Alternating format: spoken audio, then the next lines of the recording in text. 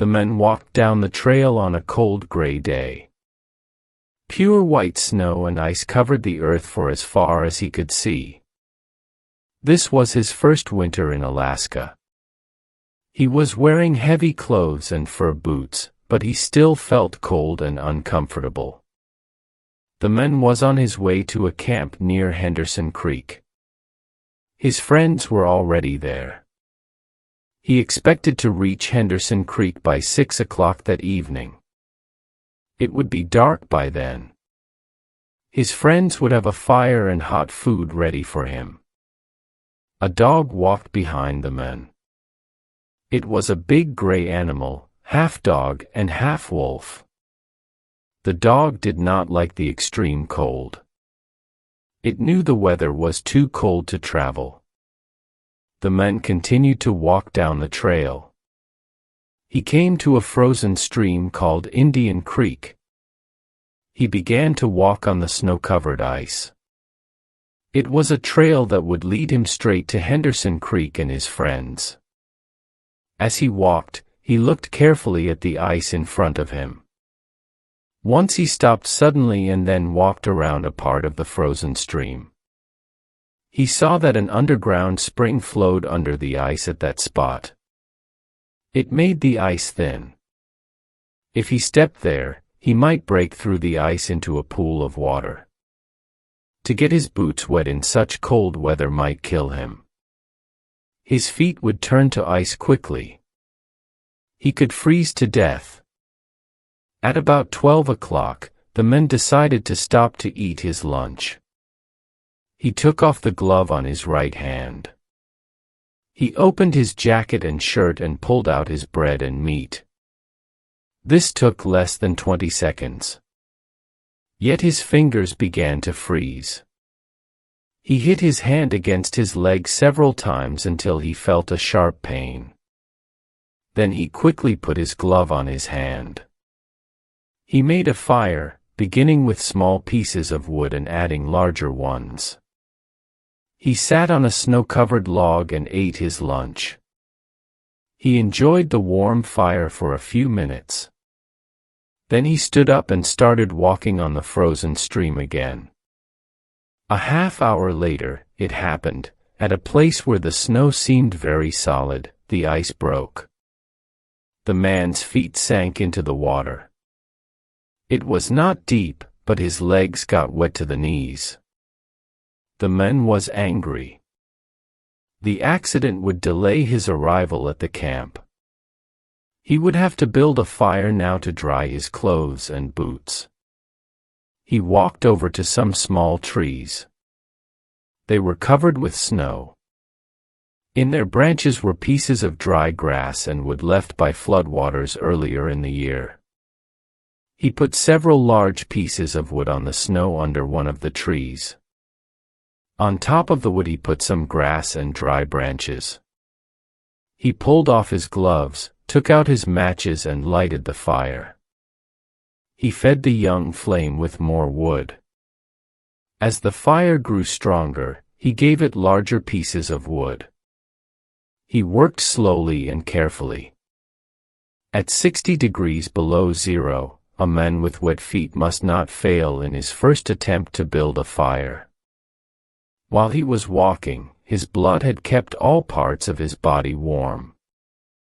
Now that he had stopped, cold was forcing his blood to withdraw deeper into his body. His wet feet had frozen. He could not feel his fingers. His nose was frozen too. The skin all over his body felt cold. Now, however, his fire was beginning to burn more strongly. He was safe. He sat under the tree and thought of the old man in Fairbanks. The old man had told him that no man should travel alone in the Yukon when the temperature is 60 degrees below zero. Yet here he was. He had had an accident. He was alone. And he had saved himself. He had built a fire. Those old men were weak, he thought. A real man could travel alone. If a man stayed calm, he would be all right. The man's boots were covered with ice. The strings on his boots were as hard as steel. He would have to cut them with his knife. He leaned back against the tree to take out his knife. Suddenly, without warning, a heavy mass of snow dropped down. His movement had shaken the young tree only a tiny bit.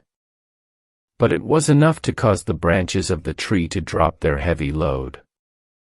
The man was shocked. He sat and looked at the place where the fire had been. The old man had been right, he thought. If he had another man with him, he would not be in any danger now. The other men could build the fire. Well, it was up to him to build the fire again. This time, he must not fail. The man collected more wood. He reached into his pocket for the matches. But his fingers were frozen. He could not hold them. He began to hit his hands with all his force against his legs. After a while, feeling came back to his fingers. The man reached again into his pocket for the matches. But the tremendous cold quickly drove the life out of his fingers. All the matches fell onto the snow. He tried to pick one up, but failed. The man pulled on his glove and again beat his hand against his leg.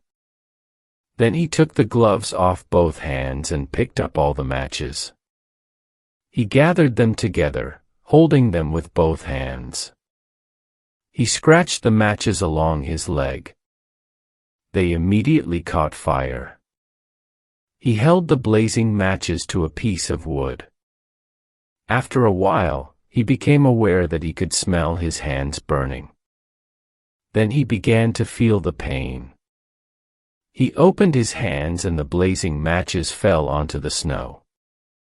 The flame went out in a puff of gray smoke. The man looked up. The dog was still watching him. The man got an idea.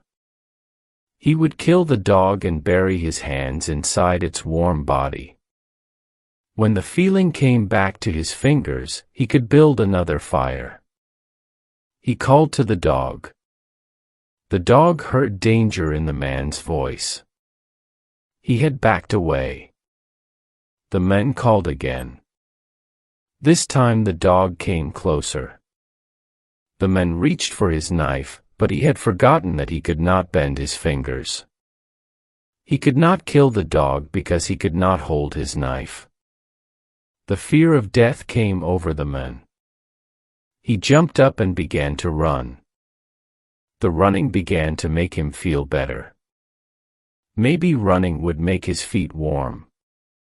If he ran far enough, he would reach his friends at Henderson Creek. They would take care of him. It felt strange to run and not feel his feet when they hit the ground. He fell several times. He decided to rest a while.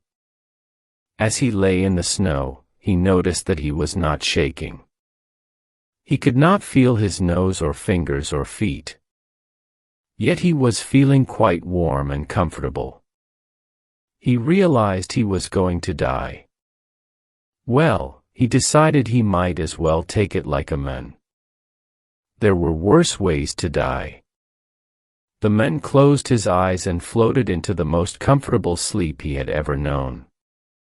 The dog sat facing him, waiting.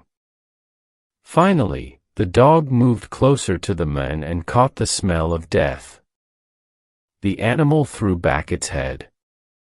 It let out a long, soft cry to the cold stars in the black sky.